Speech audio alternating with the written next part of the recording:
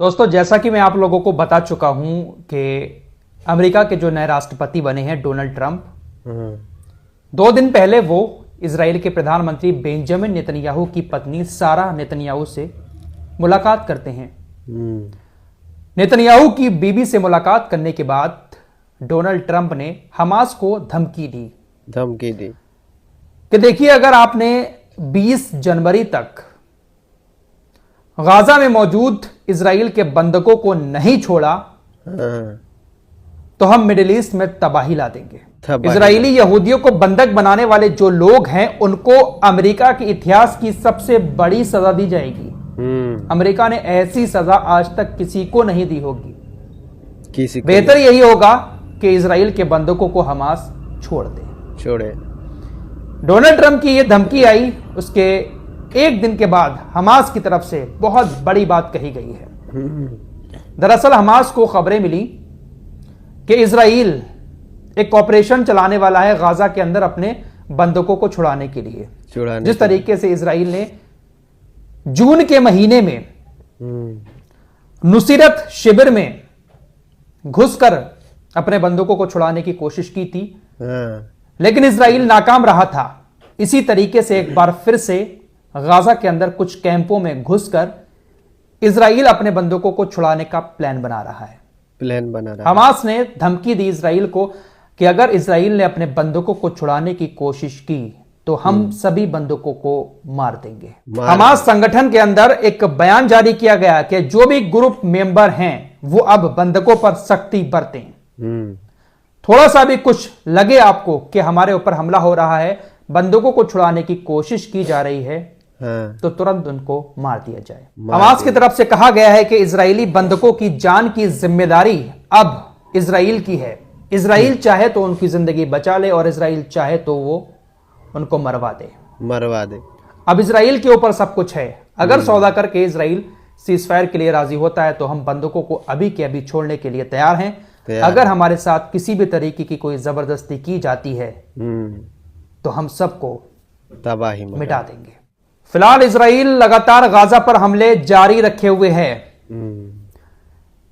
Israel ऐसी नीच हरकतों पर उतरा हुआ है कि जिसको देखकर इंसानियत भी शर्मसार हो जाए। बहुत सारे लोग सुरक्षित जगहों पर कैंप लगाकर रह रहे हैं, टेंट बनाकर रह रहे हैं। इजराइल उनको मारने के लिए कुछ ड्रोन भेजता है।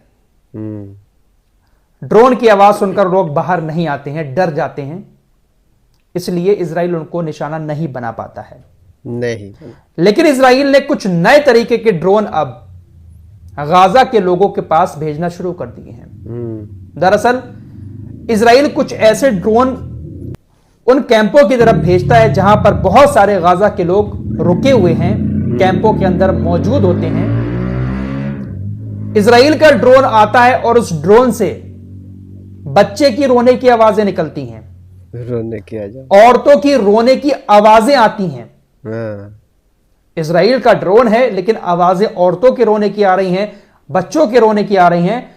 तो गाजा के लोग जब ये आवाजें सुनते हैं तो उनको लगता है कि कोई परेशान है और मदद के लिए पुकार रहा है।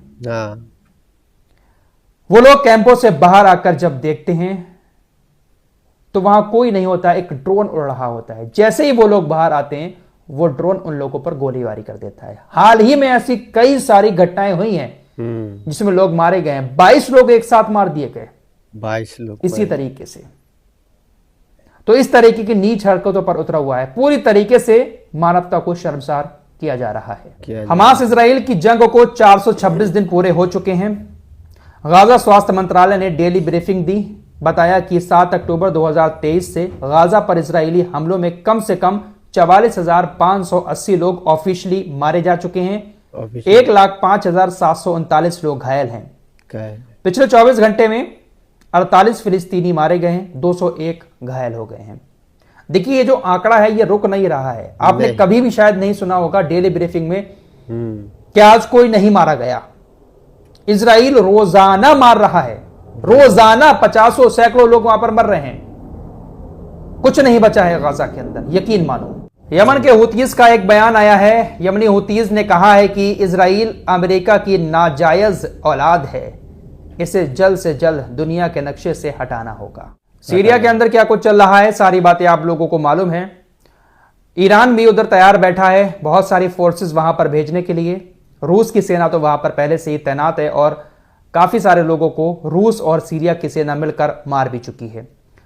इराकी संसद ने भी प्रधानमंत्री जो इराक के हैं उनसे कह दिया है कि सीरिया में आतंकियों के खिलाफ ऑपरेशन में हिस्सा लेने के लिए आप तैयार रहें और वहां पर जाएं। तो इराक की सेना भी वहां पर पहुंच सकती है। रिपोर्ट्स तो ऐसी भी आ रही हैं कि रूस के साथ मिलकर सीरिया की सेना ने उत्तरी सीरिया में तकरीबन 2000 आतंकियों को मार भी दिया है। फिलहाल काफी मामला उधर बिगड़ा हुआ है। पूरी दुनिया से खबरें आए और उसमें रजब तैयब एर्दोगान की बात ना हो, ऐसा हो ही नहीं सकता। नहीं। इनका एक बार फिर से बयान आया है।